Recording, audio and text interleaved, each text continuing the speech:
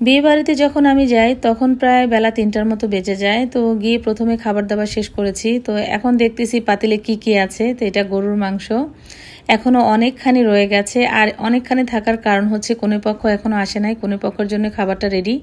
এখানে হচ্ছে পোলাও, এটা সম্পূর্ণ কনেপক্ষের জন্য রাখা হয়েছে। এখানে করলা দিয়ে সিমের বিচি একটা শুটকির তরকারি ছিল। এখানে পোলাও যারা এখনও খাচ্ছে তাদের জন্য আগে থেকেই বেড়ে রেখে দিয়েছে, শুধু এখান থেকে নিয়ে নিয়ে সার্ভ করা হবে।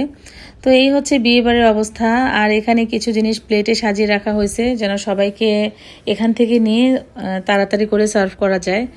বিয়েবাড়িটা এমনই হয়, যারা কমিউনিটি সেন্টারে করে সেই বিষয়টা আলাদা, আর যারা গ্রামে খাবার দাবারের আয়োজন করে সেই বিষয়টা কিন্তু সম্পূর্ণই আলাদা।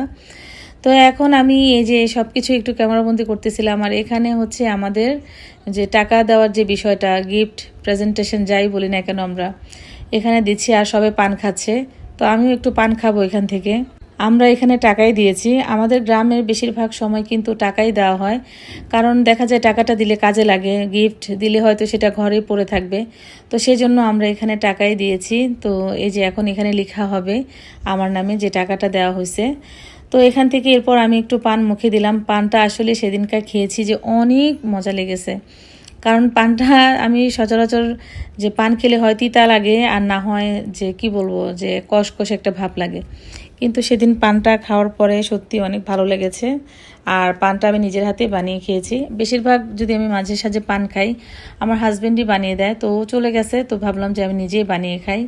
তো বানিয়ে খাওয়ার পরে দেখলাম যে না, খারাপ না, পানটা ভালো ছিল। তো এই যে এখানে অনেকেই নিয়ে নিয়ে পান খাচ্ছিল, তো আমিও এখানে টাকাটা দেওয়ার পর আমি একটু পান খাচ্ছিলাম।